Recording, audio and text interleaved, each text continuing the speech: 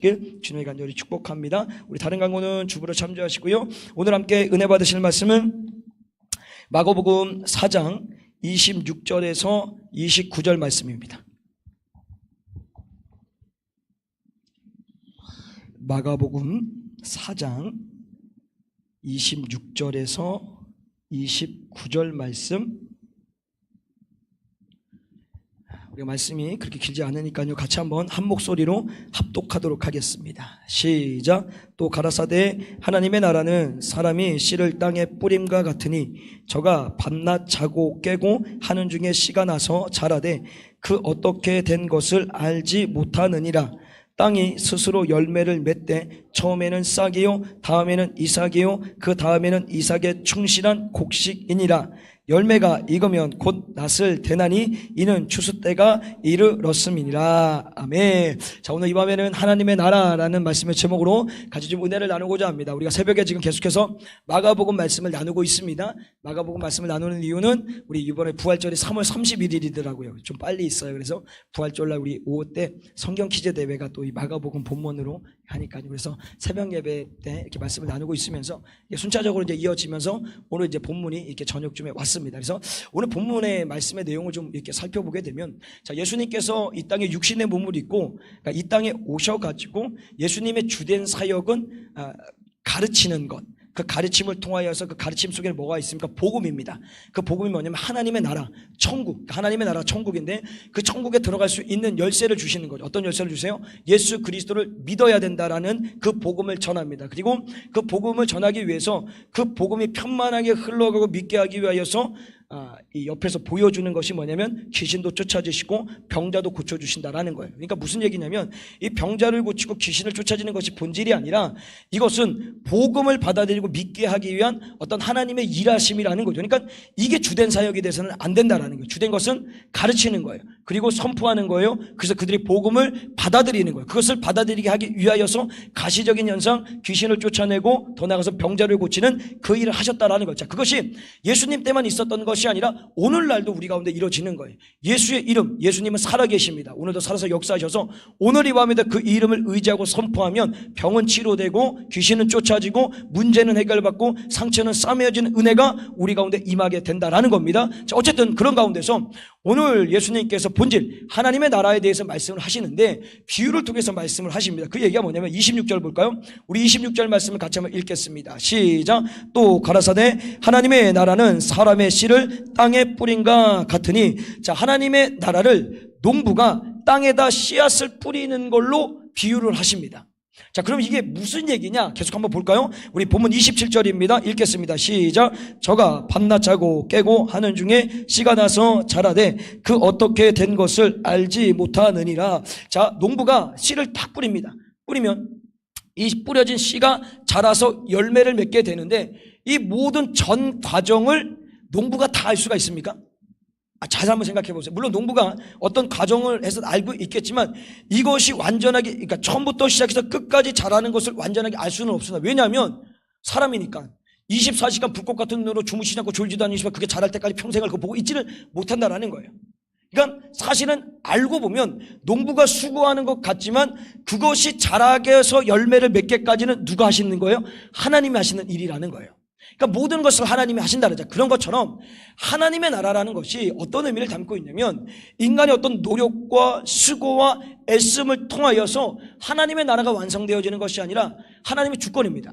하나님의 섭리 안에서 하나님이 하나님의 나라를 이루어 가시는 거예요. 그 나라를 이루기 위하여서 오늘도 그 시대에 필요한 사람들 한 사람 한 사람 불러가지고 그 일을 시킴으로 그 하나님의 나라에서 도구로 쓰임받는 게 저와 여러분이라는 거예요. 그러니까 오늘 여기서 강조하고 싶은 것이 뭐냐면 하나님의 나라는 인간의 힘과 능력으로 이루어지는 것이 아니라 하나님의 섭리, 하나님의 주권 안에서 하나님의 때에 그 나라가 이루어지게 된다. 자, 근데 문제가 뭐냐면 이런 겁니다. 그러니까 초림하셨을 때 예수 그리스도입니다. 자, 유대인들은 끊임없이 메시아가 오기를 기다렸어요. 우리를 구원하실 예수가 아니라 우리를 구원하실 메시아 그리스도가 오기를 학수고대하면서 기다렸어요. 오고 가는 역사 속에서 끊임없이 그 그리스도를 기다렸던 거예요. 근데 그 그리스도가 왔어요. 왔는데 문제가 뭐냐면 인정하지 않아요. 믿지를 않아요. 그리고 그를 거절합니다. 심지어는 십자가에 매달아 죽인다는 거예요. 왜 그럴까요? 이유는 이겁니다. 그들이 기대했던 메시아는 다윗과 같은 큰 어떤 군사적인 힘을 가지고 로마의 철장 권세로부터 우리를 자유함으로 가고 정치적인 회복을 이루는 것을 기대했던 거예요. 근데 어느 날 이 그리스도라는 사람이 한 사람이 나타났는데, 저기 나사렛이라는 동네예요. 그들 유대 시대에는 달동네, 천안동네, 없이 사는 사람들, 모여 사는 그곳에서 웬 허름한 청년이 하나 일어나가지고 지금 허접지 않은 한 12명 애들을 맨날 데리고 다니는 거예요. 그러니까 이게 얼마나 깝깝한 거예요. 자기들이 기다렸던 메시아는 다윗과 같이 왕복을 입고 힘을 얻어서 로마의 군사들을 무너뜨리고 모든 것들을 회복시키는 그 메시아를 기다렸는데, 비실비실 맨날 조금만 있으면 혼자서 산에 가서 기도나 하시고, 뭐 하신다고 하는데 쫓아다니는 애들 보면 다 잔챙이들, 무슨 뭐 학교 서울대 나온 애들이 아니라 저 지방의 초등학교 실업계 나온 애들, 막 이런 애들만 데리고 다니는 거예요. 그러니까 자기들 보기에는 너무 답답한 거예요. 그러니까 인정할 수가 없다라는 거예요. 그래서 예수님을 거절해 버린다는 거예요. 그러니까 이미 이들에게 하나님의 나라 예수가 임했는데도 불구하고 그것을 거절해 버리는 거예요. 자, 근데 이런 현상이 오늘 우리에게도 이루어지고 있다는, 그게 무슨 얘기냐면, 하나님의 나라라는 것은 천국이 이루어지는데 이제 예수님께서 초림하셨다가 재림을 하실 거예요. 재림을 믿으시죠? 아멘. 분명히 예수님은 다시 오시는데 그때에 정확하게 하나님의 나라가 완전하게 완성되는 거예요. 우리 모든 믿음의 사람들은 예수님과 함께 천국에 가는 것이고, 믿지 않는 자들은 지옥 형벌로 떨어지게 된다라는 거예요. 자, 근데 그 나라가 이루어지는 것을 기다리고 기대고 소망해야 되는데 그것이 다 상실돼 버렸어요. 그러니까 예수님의 나라가, 그러니까 하나님의 나라가 임하라고 우리를 여기까지 불러주셨는데 우리 안에 그 나라가 임하기를 기대하지 않는다라는 거예요. 왜냐하면 너무 먹고 살기가 좋아졌어요. 맞잖아요. 그러니까 내가 하나님 나라가 와서, 그러니까 예수님이 이 땅에 오셔서 종말, 그러니까 하나님의 나라가 임한다는 것은 종말이 임하는 거예요. 이 세상의 끝날인 거예요. 그 끝날이 임하면 내가 지금 가지고 누리고 있는 모든 것들이 다 상실되는 거예요. 한번 잘 생각해 보세요. 망하는 게 아닌데 그걸 자꾸 망하는 쪽으로 생각을 하는 거예요. 내가 먹고 싶은 것을 못 먹고, 갖고 싶은 것을 갖지 못하고, 지금 내가 가지고 있는 위치들, 환경들, 상황들을 누리지 못하니까 예수님이 좀 더디어 왔으면 좋은 거예요. 아니, 안 오고 내가 죽고 난 다음에 왔으면 좋은 마음도 있는 거예요. 근데 저는 그렇지 않습니다. 오래 좀 오시면 좋겠습니다. 오래 좀 오시면 이 꼴 저 꼴 안 보고, 나 진짜, 여러분이 그런 게 아니라 그냥 여러 가지 환경과 상황 안에서 그냥 주님이 오시면 모든 것들이 깔끔하게 해결될 것 같아요. 오해받지도 않고, 억울한 일도 없고, 답답한 일도 없고, 뭐 내 뜻대로 되니 안 되냐 이거에 연연할 필요도 없고, 그냥 오늘 그 나라에서 아무 생각 없이 그냥 주님과 함께 살면 제일 좋은데 아직 안 오십니다. 왜 안 오시는지 모르겠어요. 그래서 아무튼 빨리 오시면 좋겠는데, 중요한 건 뭔 얘기를 하냐면, 하나님의 나라는 하나님께서 만드셔서 하나님의 나라가 반드시 임하는데, 문제는 우리가 그 나라에 들어갈 준비를 안 하고 있다는 거예요. 여기서 다시 한번 주님이 그 얘기를 하죠. 그러면서 계속해서 좀 말씀을 볼까요? 28절 말씀을 같이 한번 읽겠습니다. 28절 말씀 시작. 땅이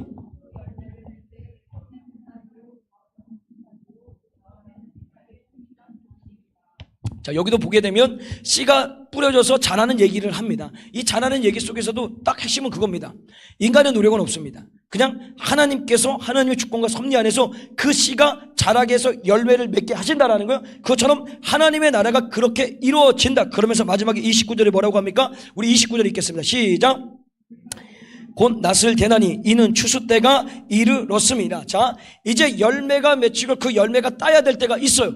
그날이 종말인 겁니다. 주님의 재림의 때인 거예요. 그때 오시면 그냥 오시는 것이 아니라 오셔서 반드시 심판을 하십니다. 예수 그리스도를 믿는 자와 믿지 않는 자들을 나눠주신다는 거예요. 이것을 조금만 깊게 들어가면, 여기서 믿은 사람들은, 우리가 지금 살고 있는데 갑자기 주님 오셨어요. 그럼 우리는 공중으로 들림받아 올라갑니다. 그 가운데서 이 땅에 남는 자들이 있어요. 그 남는 자들이 뭐냐면 이제 7년 대환란이라는 것을 만나게 됩니다. 그 7년 대환란이라는 것을 만나게 되면 그 환란 가운데서도 신앙과 믿음을 지키면 이제 그 남은 자 중에 천국에 가는 거예요. 그러니까 요거는 또 반대로 생각하시는 분이 있어요. 어떻게 생각하냐면, 주님이 재림하시면 7년 대환란이 이루어져서 그 환란 가운데 견뎌낸 믿음의 사람들이 올라간다라고 생각을 하는 거예요. 근데 한번 잘 생각해 보세요. 여러분, 7년 대환란이 생기면 여러분 신앙과 믿음을 지킬 수 있을 것 같습니까? 저는 못할 것 같습니다. 아니, 못할 것 같아요. 당장 전쟁이 나가고 북한이 쳐들어와가지고 북한의 인민군이 저한테 총칼을 들이대고 너 예수를 부인해 딱 하고 하면, 네, 저 예수 안 믿어요. 전 이럴 것 같아요. 이럴 것 같아요. 당장 나한테 총칼이 들어오는데, 여러분, 어떻게 그럴 수 있을까? 목사님이, 어떻게! 오늘 집에 가서 그것만 또 주야로 묵상하는 거예요. 우리 목사님께서는 이민경이 저다 총칼을 들이면 절대로 예수를 부인한다 말씀하셔서 밤새도록 묵상하는, 이러지 마세요. 그런 의미가 아니잖아요. 그런 의미 아니야. 자, 무슨 얘기냐면, 하나님은 사랑이십니다. 예수 그리스도를 믿는 자들을 사랑하셔요. 그리고 사랑하는 자가 내가 구원해 놓고 환난을 줘가지고 그 구원의 자리에서 탈락되게 만드실 분입니까? 아니에요. 모두 다 구원 받게 해서 천국에 데리고 간다는 거죠. 그러니까 무슨 얘기냐면 7년 대환란이라는 것이 지금 예수님이 오신 다음에 이루어지는 것이 아니라 오셔서 심판을 통하여서 믿는 자들은 공중으로 들림받아 올라가는 것이고 믿다가 죽은 자들은 부활해서 올라가는 것이고 이곳에서 믿지 않는 자들이 남아있잖아요. 그들은 올라가지 못해. 근데 그들에게 한 번 더 기회를 주는 거예요. 7년 대환란을 통하여서 그것 가운데 예수 그리스도를 믿는 자를 찾아내는 거예요. 근데 그 환란을 견뎌낼 자가 없다라고 얘기를 합니다. 그러니까 그들은 지옥에 갈 수밖에 없다라는 거예요. 그러니까 여러분들 그런 거 가지고 두려워하지 마시고 우리는 그냥 믿으세요. 여러분 한번 구원받으면 구원 받았고 주님이 지금 당장 오신다는 우리는 들림마다 올라가는 거예요. 그게 사실 제일 좋아요. 죽어서 가는 것보다 살아있는 동안에 주님 오셔서 가는 게 제일 감사하잖아요. 그래서 제가 종말론자는 아닙니다. 이 재림주로 제가 아닙니다. 오해하지 마십시오. 그냥 성경적인 얘기를 제가 해야 돼요. 자, 어쨌든 중요한 것은 오늘 이 말씀에 뭐가냐, 때가 되면 그 심판이 이뤄서 하나님의 나라를 완벽하게 완성하신다. 그 완성은 이제 모든 믿는 자들은 천국에 가서 주님과 영원토록 사는 것이고 믿지 않는 자들은 지옥 형벌에 떨어져서 영원토록 사망의 불꽃에서 그들이 살게 된다라는 것입니다. 자, 이러면서 하나님의 나라에 대해서 말씀하시는데 오늘 이 말씀 안에서 중요한 얘기는 뭐냐면 그 하나님의 나라를 위하여서 우리 이 오늘을 살고 있는 믿음의 사람들이 무엇을 깨닫고 무엇을 하면서 살아야 되느냐라는 거예요. 자, 첫 번째 하나 기억해야 될 것이 뭐냐면 하나님의 나라는 반드시 이루어지고 완성된다라는 거예요. 사실 우리의 입장에서 보면 하나님의 나라는 아직 완성된 게 아닙니다. 왜 완성된 게 아니냐면 저와 여러분이 아직 천국에 들어가지 않았어요. 맞잖아요. 믿음의 사람들이 다 들어가서 그 충만한 수가 이를 때 예수님이 오시는 것처럼 그 천국에 들어갈 인생들이 다 들어가야지만 이제 그것이 완전하게 완성된 거예요. 물론 하나님은 완벽하게 만들어놨지만 거기에 구성원들이 완벽하게 들어와야 되는 거예요. 그러니까 이 미완성 같은 이 하나님의 나라는 그냥 우리가 이론적으로 이성적으로 그냥 그렇게 될 게 아니라 진짜 이루어진다는 거예요. 하나님의 나라, 천국은 반드시 있다라는 거예요. 그래서 믿는 자들은 모두 다 천국에 가서 우리가 그냥 사는 것이 아니라 영원토록 산다. 제가 매일같이 강조하지 않습니까? 그러면 어떤 모습으로 사냐? 하나님께서 그 천국에서 가장 어울리는 모습, 그 형상을 주신다고 하셨어요. 그 형상으로 영원토록 주님과 살게 된다라는, 그러면서 두 번째로 우리가 기억해야 될 것이 뭐냐면 하나님의 나라는 반드시 우리 가운데 이루어지고 완성되어지는데 그 나라에 들어가기 위해서 우리가 준비해야 된다라는 겁니다. 이 준비라는 의미가 뭐냐면 오늘도 우리는 세상에서 살아간다라는 거예요. 근데 아까도 얘기했지만 종말에 대해서 이제 별로 신경을 안 씁니다. 재림에 대해서 자꾸만 잊어먹어요. 그렇다 보니까 그냥 나도 모르게 세상과 적당히 타협하고 살아가는 삶이 점점점 늘어나기 시작하는 거예요. 그러니까 양보되고 타협되는 영역들이 이제는 100 중에 예전에는 한 10 정도밖에 안 되는데 이제는 50, 60, 80, 90까지 가버린 거예요. 이게 어떻게 이 시대에 가장 강력하게 역사했던 게 뭐냐면 코로나 때 완전히 신앙의 근간이 무너져 버렸습니다. 물론 그것 때문에 우리 공동체는 좋은 게 뭐냐면 알곡과 쭉정이를 봤어요. 뭐 여름 교회들 마찬가지입니다. 모든 교회들 알곡과 쭉정이 환란 때 믿음을 지키는 본자고 했던 것처럼 그 믿음을 누가 지킬 것인지를 보고, 물론 그것도 장담하는 것이 아니지만 인생이 어떻게 될지 어쨌든 그런 모든 과정 가운데서 이 주님을 기다리고 주님이 오심을 사모하고 하는 것들이 상실돼 버려지니까 이 준비할 마음이 없는 거예요. 그 준비가 뭐냐면 오늘 농부가 씨를 뿌리지 않습니까? 자, 근데 씨를 뿌리면 이것을 자라게 하시고 완성시키는 분은 누구예요? 하나님이라고. 자, 근데 문제는 뭐예요? 뿌려야 된다라는 거예요. 뿌리지 않으면 아무것도 이루어지지 않아요. 우리가 아무것도 안 하는 것이 아니라 뿌리는 일을 해야 되는데 그 뿌리는 일이 뭐냐면 주의 나라가 오기를 준비하는 거라는 거예요. 그리고 그 뿌리는 일이 뭐냐? 영적인 일인 거예요. 그러니까 영적인 생활인 거예요. 그러니까 모든 것들이 영적인 생활로서 믿음의 사람은 그렇게 살아가야 되는데 이 주님의 때에 대해서 재림에 대해서 자꾸만 잊어지다 보니까 영적인 생활은 무너지고 육적인 삶만 쫓아서 살아간다는 거예요. 여기서 또 문제가 생기기 시작한다는 거예요. 잘 보세요. 부부간에 어떤 문제가 있어요. 자, 부부가 싸움을 한단 말이에요. 예를 들자면, 자, 부부가 성령이 충만해요. 양쪽 다. 그럼 싸움하겠습니까? 잘 한번 생각해 보세요. 절대 싸움 나지 않습니다. 근데 성령이 충만하지 않고 이 그러니까 영적으로 완전히 틈이 바짝바짝 생기다 보니까 자꾸 분쟁이 일어나요. 다툼이 일어나는 거예요. 왜 이혼을 합니까? 분명히 원인을 찾아보면 영적인 문제인 거예요. 악한 것이 역사에서 이 남자가 그러니까 남편이 아내가 어떤 문제를 일으켜 뭐 예를 들어서 바람을 핀다든가 돈 문제를 일으킨다거나 뭐 여러 가지 악한 일에 쓰여가지고 결국 그것 때문에 쫓겨나 버리는 거예요. 그러니까 모든 것들이 세상에서 이루어지는 것들이 영적인 눈을 열어서 봐야 되는데 자꾸만 육적인 일로 보니까 그럴 수도 있지 뭐라고 하는 거예요. 아니에요. 그럴 수도 있는 건 없어요. 하나님의 영적인 안의 눈으로 열어서 보면은 악하고 더러운 일들, 우리가 봤을 때 인간으로서 예를 들어서 다툼이 있고 분열이 있고 분쟁이 있고 뭐 예를 들어서 미움이 있고 이 모든 것들은 있어서는 안 되는 거예요. 성경에 얘기를 하잖아요. 근데 그게 이루어지는 것이 그냥 당연하다고 생각해. 뭐라고? 예를 들어서 제가 예를 들어서 우리 장성수 집사님을 좀 뭐라고 힘들게 했어요. 그래서 장성수 집사님 마음 가운데 미움이 생겼어. 그래서 그 얘기를 우리 한명희 집사한테 막 얘기를 했던 거예요. 그러면은 한명희 집사 이렇게 얘기해야 돼요. 집사님 그러지 마세요. 마음에 미움이 품는 것마다 살이 나는 자라 그러는데 나 집사님이 죄 짓는 거 보는 거 너무 마음이 아파. 이래야 되는데 맞아요. 집사님 그럴 수 있어요. 우리 목사님 정말 나빠요. 어떻게 그럴 수 있어 인간이. 이래버린단 말이에요. 같이 맞장구로 치는 거예요. 아니 이거를 그냥 넘기지 마시고요. 잘 한번 생각해 보세요. 이게 영적인 세계라는 거예요. 영적인 원리라는 거예요. 그러니까 육적인 삶에 묶이다 보니까 거기에 짝짝꿍하고 박수를 치는 거지 내가 영적으로 깨어있으면 이 사람이 지금 죽음의 길로 가고 있다는 게 느껴져야 되는 거예요. 근데 그게 느껴지지 않는 거예요. 느껴지지 않는 거예요. 아니 그게 여러분뿐만 아니라 저도 마찬가지예요. 가끔 우리 목사님들 지난번에 한번 모여가지고 얘기를 하는데 이게 저는 절대 그러지 않았어요. 저는 우리 교회 절대 욕하지 않습니다. 저는 우리 교회를 너무 사랑해서 우리 성도님들 자랑하고 누구는 이렇고 누구는 저렇고 제가 최근에 자랑했던 중에 하나가 새벽예배 여러분 기억하십니까? 저 본당에서 저랑 같이 사역했던 대표 권사님이 문자가 연말에 왔는데 목사님 얼마나 우리 권사님 와가지고 자랑을 하시든지 목사님에 대해서 교회에 대해서 셈이 날 정도로 내가 목사님을 더 알아도 알고 목사님을 더 사랑해도 사랑했는데 이 권사님이 자기가 더한지 알고 그렇게 얘기한다고 조금 셈이 납니다. 얼마나 가서 자랑을 했으면 그렇게 했냐라는 거예요. 예를 들지 않으면 너무 좋은. 그래서 저도 그 얘기를 그대로 저번에 우리 부산 불경을 제가 다녀오지 않았습니까? 그 불경에 가서 그런 얘기를 막 했더니 요 중에 이제 몇 분 중에 목회하시는 분 중에 지금 권사님 한 분이 시험에 들어서 제주도로 떠신 분이 계세요. 계셨는데 그 얘기를 하면서 막 얘기를 듣는데 와 근데 진짜 답답하다. 근데 어떻게 하겠습니까? 형님 우리 기도합시다. 만약에 예전 같았으면 저 아마 그랬을 거예요. 권사 제명 잘라 안 돼. 잘 됐어. 제주도 간 거 그냥 거기서 푹 눌러 사시라고 해. 자 이랬을 텐데 아니라 기도해야 된다. 우리 더 기도해 보자고. 기도해서 어떻게 이것을 해결해야 될지 주님이 어떻게 해결해 가실지 우리 한번 보자고 했는데 하여튼 지지난주가 하여튼 제주도까지 갔어요. 그 권사님을 만나러 갔는데 이게 잘 해결이 안 됐어요. 근데 제주도 갔다도 좋은 게 좋은데 근데 그가 가시면 그러더라고요. 내가 제주도를 가는데 이렇게 마음이 불편하게 간 적은 처음이라고. 자, 이래서 그런 거예요. 자, 모든 영적인 원리 그냥 여러분들 좀 푸시라고. 자, 영적인 원리라는 것이 그런 거예요. 내가 예수님이 다시 오신다라는 것이 완전하게 믿어지고 하나님의 나라가 내가 삶 가운데 이루어진다는 것을 믿어진다라면 그것을 신뢰한다라면 나는 오늘도 육적인 생각과 육적인 삶에 묶여있는 것이 아니라 영적인 생각과 영적인 생각 속에서 내가 살아가야 됨을 깨닫게 된다는 거예요. 그러니 기도 안 할 수가 없는 거예요. 그러니 말씀을 안 볼 수가 없는 거예요. 그러니 전도하지 않을 수가 없는 거예요. 그리스도의 몸된 교회에 헌신할 수가 없는 거예요. 이게 돼야 되는데 지금은 다 빠져버리는 거예요. 안 하잖아요. 기도도 안 하고. 아시나 왜? 세상의 육적인 삶이 너무 바쁘고 분주하고 이것이 내 지금의 최선, 내 현실에, 내 현상에 보여지는 어떤 삶의 모습 안에서 이것이 다 돼야 된다고 생각을 하는 거예요. 아니에요. 다 되지 않아도 됩니다. 실패해도 됩니다.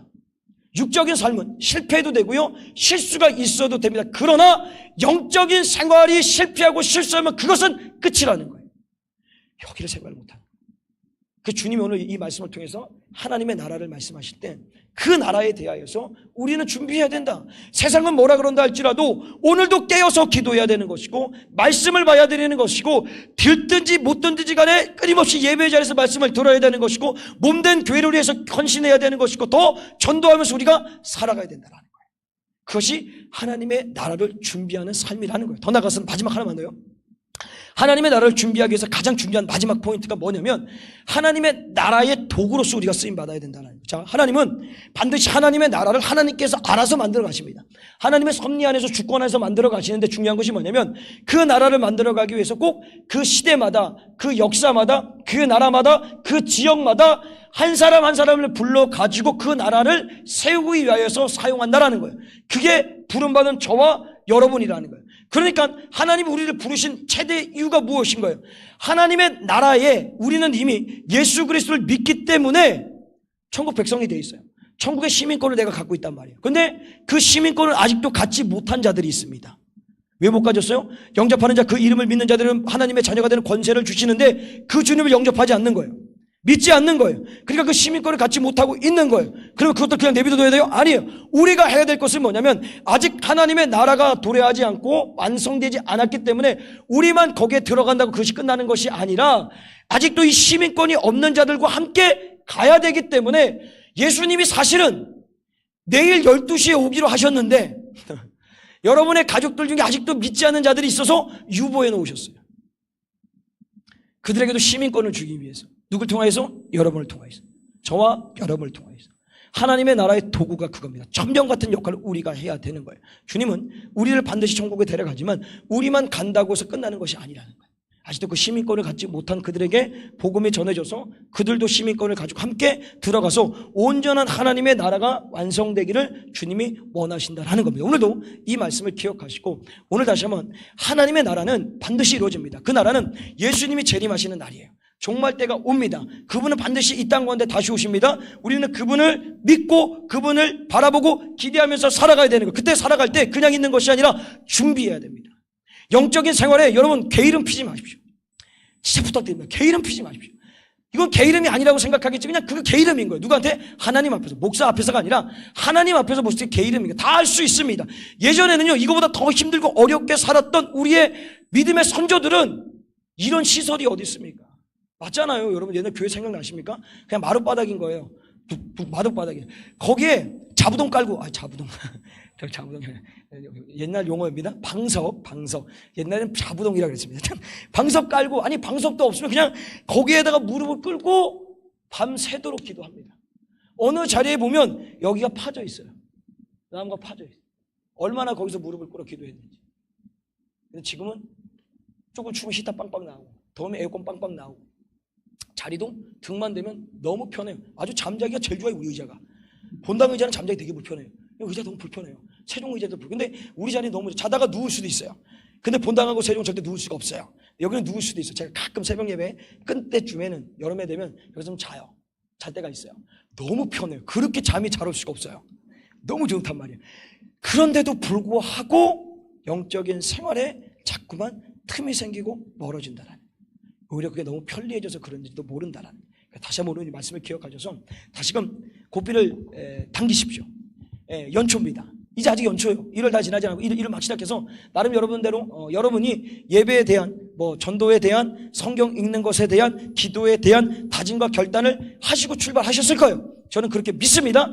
그것이 지금 벌써 무너졌을 거예요. 자, 무너졌다라면 다시 세우면 됩니다. 우리가 2년 전이니까 3년 전에 무너진 성벽을 다시 세우자라고 했던 것처럼 여러분들이 이제 다음 주 또 다시금 세워서 그것은 나를 위해서 사실은 세우는 거예요. 왜? 다시 오실 예수님, 하나님의 나라를 준비하는 삶이니까. 더 나아가서는 그걸 가지고 이제는 나만 그의 나라로 가는 것이 아니라 아직도 그 나라에 들어가지 못한 시민권을 갖지 못한 그들에게 그 시민권을 줄 수 있도록 예수 복음을 전해서 여러분을 통해서 수많은 영혼들이 함께 하나님의 나라에 들어갈 수 있도록 그 일에 여러분들이 쓰임 받으시길 주님의 간절히 축복합니다. 우리 같이 한번 말씀을 생각하시면서 우리 같이 찬양하고 우리 같이 한번 뜨겁게 같이 기도하겠습니다.